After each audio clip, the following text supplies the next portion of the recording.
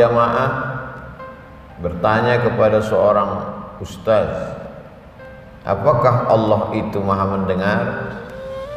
Ustaz menjawab, wa huwas sami'ul basir. Allah maha mendengar, Allah maha melihat. Wa ma tasqutu min waraqatin illa ya'lamuha. Tidak ada daun yang jatuh kecuali dalam pengetahuan Allah. Wa na'lamu ma tuwaswisu bihi nafsuh. Kami tahu apa yang berbisik-bisik di dalam hati manusia.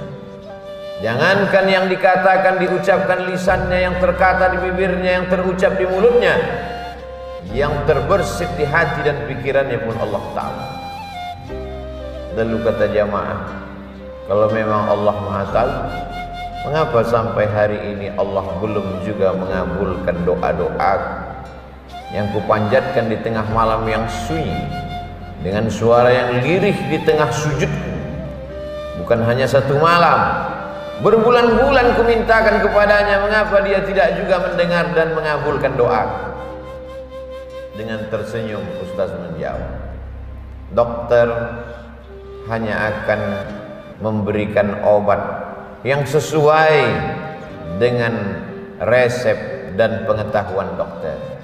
Dokter tidak akan memberikan obat sesuai dengan permintaan pasien, karena yang paling mengerti tentang dosis, tentang kadar, tentang kebutuhan dan keperluan pasien hanyalah dokter, bukan keinginan pasien. Berapa banyak obat yang menurut pasien adalah obat, tapi justru dia menjadi racun. Berapa banyak resep yang menurut pasien adalah obat, tapi justru menimbulkan mudarat berkepanjangan. Kalau untuk memahami logika dokter saja, pasien secerdas apapun belum tentu dapat memahami dan mengerti, apalagi untuk memahami logika dan cara berpikir Allah Subhanahu wa ta'ala, dalam tanda kutip. Walaupun kata berpikir belum tentu tepat untuk Allah. Laisa kamitslihi syai'un, tidak ada yang sama dengan Allah Subhanahu wa ta'ala. Walam yakul lahu kufuwan ahad, tidak ada yang setara dengan Allah Subhanahu wa ta'ala. Seorang anak kecil merengek meminta pisau kepada ibu, ibu tidak memberikan. Kenapa? Menurut anak pisau itu adalah baik, karena dia ingin bermain-main memotong-motong dengan pisau yang tajam. Tapi logika ibu berkata, usiamu belum cukup, tanganmu akan luka, darah akan menetes, nadimu akan putus. Ada pengetahuan. Maka Allah menjelaskan melalui lisan Nabi Muhammad SAW, asa an takrahu syai'an, boleh jadi kau benci sesuatu, wa huwa khairul lakum, tapi yang kau benci itu baik menurut pandangan Allah. Asa an takrahu syai'an, boleh jadi kau benci pada sesuatu, wa yaj'alallahu fihi khairan katsira, tapi di balik kebencian itu ada kebaikan dan hikmah yang banyak. Hanya saja terkadang emosional manusia, keinginan yang menggebu-gebu, hasrat dan hawa nafsu membuat dia merubah Allah Subhanahu wa ta'ala bukan lagi menjadi sembahan, tapi menjadi pemuas nafsu keinginannya. Dia ingin Allah memenuhi segala keperluan permintaannya. Dia tidak pernah menganggap Allah sebagai Al-Khaliq, pencipta. Allah adalah Rabb, pencipta, pemelihara, pelindung, pengayom, pemberi rezeki. Oleh sebab itu Nabi Ibrahim berkata, Rabbi, ya Allah, Engkau yang menciptakan aku. Rabbi, ya Allah, Engkau yang memelihara dan menjagaku. Rabbi, ya Allah, Engkau yang memberikan rezekiku, mengatur sesuai dengan kehendak-Mu, bukan sesuai dengan kemauan-Mu. Lalu kalau memang semua hidup ini adalah atas kehendak dan kemauan Allah, lalu untuk apa kita berdoa? Untuk apa kita berusaha? Karena kita tidak tahu apa yang akan terjadi esok hari. Wa ma tadri nafsum madza taksibu ghadan. Tak ada yang tahu apa yang terjadi besok pagi. Wa ma tadri nafsum bi ayyi ardin tamut. Tak ada yang tahu di mana dia akan mati. Karena kita tidak tahu, maka kita berusaha, berikhtiar. Kita diperintahkan Allah Subhanahu wa ta'ala untuk berobat ketika sakit. Kita diperintahkan untuk mencari rezeki ketika dia tidak ada. Akhrajakum min butuni ummahatikum. Allah yang mengeluarkan kamu dari perut rahim ibu kamu. La ta'lamuna syai'a. Kamu tak tahu apa-apa. Jangankan membawa apa-apa, kamu tidak tahu apa-apa. Lalu kemudian dia kayakan kamu, dia beri kamu kuasa, dia titipkan. Itu semua adalah ujian. Maka ada hamba yang meminta, memohon kepada Allah, tapi setelah permohonan itu dia berkata, kalau memang ini baik bagiku, untuk duniaku, untuk keluargaku, untuk akhiratku, untuk amalku, perkenankanlah ya Allah. Tapi kalau ini hanya akan merusak keyakinanku, merusak silaturahimku, merusak imanku, maka jauhkanlah. Ini adalah ungkapan orang yang penuh dengan kebijaksanaan. Boleh jadi baik menurut pandangannya, tapi belum tentu baik menurut hikmah pandangan Allah Subhanahu wa ta'ala. Ketika kita menyerahkan kemauan kita menurut kemauan kehendak Allah, kita satukan keinginan kita dengan keinginan Allah. Saat itu kita serahkan hanya kepada Allah. Orang yang berserah diri kepada Allah, perbuatan dia menyerahkan kemauannya kepada kemauan Allah, perbuatan itu disebut dengan Islam. Orangnya Muslim. Maka kita meminta, kita memohon, kita berusaha, kita berprasangka, kita berprediksi, tapi semuanya kita serahkan kepada kehendak Allah Subhanahu wa ta'ala. Itulah orang yang berpegang kepada Ahlus Sunnah wal Jamaah. Maka anak Ibrahimu Yahudian, Ibrahim bukan Yahudi, wala Nasraniyan, Ibrahim bukan Nasrani, walakin akan tetapi kana hanifan, dia condong kepada Allah, musliman, dia berserah diri kepada kehendak Allah Subhanahu wa ta'ala. Pribadi Ibrahim alaihissalam contoh model manusia yang berserah kepada kehendak Allah Subhanahu wa ta'ala. Marahkah Nabi Ibrahim alaihissalam ketika diuji oleh Allah Subhanahu wa ta'ala? Tidak diberikan seorang anak yang selalu diimpikan, diidamkan, diminta pagi, petang, siang dan malam. Berkata dia dalam suaranya yang lirih, munajatnya yang dalam, berbisik kepada Allah, Rabbi habli minas salihin. Tapi Allah tidak kenankan doanya, Allah belum kabulkan doanya. Marahkah Nabi Ibrahim? Emosikah Nabi Ibrahim? Keluarkah kata-kata sumpah serapah dari lidahnya? Tidak. Dia tetaplah seorang Ibrahim musliman, berserah diri kepada kehendak Allah. Hanifan, hanif, condong kepada kemauan Allah, bukan condong kepada keinginan manusia yang ada di sekitarnya, tidak condong kepada keinginan hawa nafsunya. Dia tidak paksakan Allah dalam doa-doanya. Dia hanya meminta kepada Allah, setelah itu dia serahkan kepada Allah. Andai dikabulkan apa yang dia mintakan, syakar, dia bersyukur kepada Allah. Andai belum diberikan, Allah Ta'ala sabar, dia menahan emosinya, dia tahan hawa nafsunya, sabar, dia bersabar. Dan itu adalah kebaikan. Ajaban li amril mu'min. Orang beriman itu ajaba, menakjubkan, ajib. Orang beriman itu ajaban li amril mu'min. In asabathu sarra, kalau yang datang itu menyenangkan hatinya, melapangkan dadanya, membuat senyumnya tersungging, bahkan mungkin dia tertawa bahagia, syakar, dia bersyukur kepada Allah, karena khairal lahu, itu baik baginya. Tapi kalau yang datang itu menyusahkan hatinya, membuat dia risau dan gundah gulana, dia tidak menyumpah serapah, dia tidak suudzon kepada Allah, sabar, dia bersabar. Sabarnya Ayyub alaihissalam ketika ternaknya mati, kebunnya kering kerontang, hujan tidak turun, likuifaksi menyerang kampung halamannya. Di saat yang sama tanah itu menelan segala yang ada di atas permukaan tanah. Kebun-kebunnya hancur, ternak-ternaknya mati. Tak lama setelah itu anaknya pula meninggal satu persatu. Buah hati belayan jiwa. Banyak orang yang sabar ketika ditinggalkan harta benda, tapi tak banyak yang sabar ketika ditinggalkan orang terkasih. Tak lama setelah itu datang pula penyakit, berulat kulitnya. Satu-satunya yang setia mendampingi Rahma, perempuan yang penuh dengan kasih dan sayang. Oleh sebab itu selalu orang yang menikah didoakan, Allahumma arham bainahuma kama rahimta baina Ayyuba wa Rahma.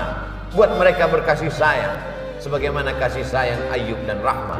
Rahmah mengasihi Ayyub walaupun hartanya tidak ada, walaupun anaknya meninggal dunia, walaupun kulitnya terkena penyakit, tapi kasih sayang itu tidak berkurang sedikit pun. Marahkah Ayyub? Keluarkah kata-kata caci maki sumpah serapah dari lidahnya? Tidak. Dia hanya berkata, Rabbi, ya Rabb, engkau yang menciptakan aku. Ya Rabb, engkau yang memelihara aku. Ya Rabb, engkau yang menjamin rezekiku. Anni massaniyad dur, aku kena penyakit ya Allah. Wa anta arhamur rahimin, engkau maha kasih di antara yang terkasih, engkau maha sayang di antara yang penyayang. Dia tidak berkeluh kesah, dia tidak mengadu dengan kata-kata yang kasar kepada Allah. Mengapa belum juga terkabul? Aku beribadah siang dan malam, aku adalah seorang nabi dan rasul. Mengapa ujian ini begitu berat? Dia hanya berkata, anni massaniyad dur, aku kena penyakit ya Allah. Wa anta arhamur rahimin, engkau tersayang di antara penyayang, engkau terkasih di antara yang kasih. Lalu Allah menyambut doanya, urkud birijlika, tumitmu, engkau tusukkan ke tanah, maka akan keluar air yang sejuk dan dingin. Mughtasalun baridun, mandi engkau di air itu. Maka dia pun mandi. Maka Allah subhanahu wa ta'ala melepaskannya dari segala kesusahannya. Allah sedang menguji hambanya. Faqsusil qasasa, ceritakan kisah-kisah itu, la'allakum yatafakkarun, mudah-mudahan mereka berpikir. Bukan mereka saja yang berkeluh kesah, bukan mereka saja yang terkena musibah, bukan mereka saja yang terkena hati susah. Hamba-hambaku yang lebih salih dari mereka, yang lebih takwa dari mereka, yang lebih khusyuk dari mereka. Innallaha idza ahabba qauman, kalau Allah cinta kepada sekelompok kaum, ibtalahum, maka Allah uji iman hamba itu. Banyak sekali orang yang berkata setelah tahajud malamnya, setelah khatam Qur'annya, setelah zikir, tasbih, tahmid, takbir dan tahlilnya, ketika ujian itu datang, ujian bukanlah ketika engkau lulus melewati waktu dengan sholat duha, tahajud, witir. Ujian bukan hanya lulus ketika mampu menahan makanan. Ujian adalah ketika ujian, sebenar ujian itu datang. Hasiban nasu ayyutsraku ayyaqulu amanna, apakah manusia itu akan dibiarkan begitu saja berkata amanna, kami beriman, wa hum la yuftanun, padahal mereka belum diuji. Ketika kita mampu berkata asyhadu an la ilaha illallah, aku bersaksi bahwa tiada Tuhan selain Allah, wa asyhadu anna Muhammadan Rasulullah, Muhammad adalah rasul utusan Allah. Saat itu kita sedang berkata, aku siap menerima ujian ya Allah. Indah istana Fir'aun, tempat tinggal Musa alaihissalam, tapi Allah ingin mengeluarkan hamba ini dari zona aman. Allah ingin supaya ia tidak merasa nyaman di tengah orang yang zalim dan aniaya. Bagaimana cara Allah mengeluarkannya dari istana Fir'aun? Skenario Allah begitu indah. Ada masyarakat Fir'aun yang angkuh dan sombong, berkelahi dengan masyarakat kelas 2 Yahudi Bani Israel. Lalu kemudian datang Nabi Musa melerai, memisah di antara dua manusia yang berkonflik itu. Fawakazahu Musa, Nabi Musa memisah mereka berdua. Ternyata pukulan Nabi Musa itu bukan membuat mereka terpisah, tapi justru kematian yang datang. Musa yang gagah perkasa dengan tenaga yang luar biasa, keinginan hati ingin memisah melerai dua yang sedang berkonflik, ternyata membuat mati. Dan yang mati itu bukan dari kalangan Bani Israel, yang mati adalah dari kalangan masyarakat kelas utama, masyarakat komunitas yang sesuku sebangsa dengan Fir'aun. Kemarahan yang luar biasa. Nabi Musa keluar dari istana yang megah Fir'aun. Dia pergi bernaung di bawah pohon kayu yang rindang. Pohon kayu itu jadi saksi bagaimana seorang hamba Allah tidak ada tempat bergantung, tidak ada tempat bernaung, tidak ada tempat berlindung kecuali hanya kepada Allah. Ketika Nabi Muhammad SAW Isra dan Mi'raj, diperlihatkan oleh Jibril. Mengapa ada pohon kayu itu wahai Jibril? Di bawah pohon kayu itulah Musa sangat dekat dengan Allah. Bukan tempatnya, bukan pemandangannya, bukan pohon kayunya, tapi pernah di bawah pohon kayu itu ada orang yang sangat gagah perkasa, tapi dia merasa amat sangat tidak berdaya, sehingga tempat itu perlu ditunjukkan kepada Sayyidul Awwalin wal Akhirin, Sayyidul Anbiya wal Mursalin, Muhammad SAW, untuk mengingat kalau engkau pernah merasa dirimu hampa tak bermakna, orang tua tempat berlindung mati, harta tempat bernaung hilang, maka sesungguhnya masih ada Allah. Idza dhaqat 'alaika dunya faqul ya Allah. Hari ini COVID-19 meluluh lantakkan hasil usaha manusia. Berapa banyak bisnis yang hancur lebur. Ketika usaha hilang, maka imun pun jatuh. Ketika imun turun, maka disitulah COVID menyerang. Maka tidak ada jalan lain kecuali kembali ke jalan Allah. Fafirru ilallah, larilah ke jalan Allah, bukan lari menjauh dari jalan Allah. Berapa lama engkau sanggup dininabobokkan, dilenakan, ditenangkan oleh khamar dan narkoba? Berapa lama engkau sanggup ditenangkan oleh sahabat-sahabat yang jauh dari Allah? Berbisiklah ke tanah, memintalah kepada Allah. Makhluk-makhluk, malaikat-malaikat di langit mendoakan. Di tengah malam yang sepi, di jawfil lail, di tengah malam yang sunyi, bermunajatlah kepada Allah. Besar ujian ini. Angkat kedua tanganmu, katakan Allahu Akbar. Ada yang maha besar. Dahsyat pukulan ini. Ada yang maha dahsyat. Ulangi katamu, Allahu Akbar kabira. Kalau selama ini kau dipuji, dipuja, diagungkan, hari ini kau ditinggalkan, maka pujian hanya milik Dia. Walhamdulillahi katsira. Selama ini kau salah, kau sucikan selain Allah, hari ini sucikan Allah. Wa subhanallahi bukratan wa asila. Hari ini kau tidak menghadap kepada makhluk, kau tidak menghadap kepada manusia yang lemah, tapi menghadaplah kepada Dia. Wajjahtu wajhiya lilladzi fataras samawati wal arda. Bersikaplah seperti Ibrahim, hanifan, condong kepada Allah, musliman, hanya berserah diri kepada Allah. Wa ma ana minal musyrikin, aku tidak meminta kepada selain Allah. Barakallahu li wa lakum fil Qur'anil azim wa nafa'ani wa iyyakum bima fihi minal ayati wadh-dhikril hakim wa taqabbala minni wa minkum tilawatahu innahu huwal ghafurur rahim.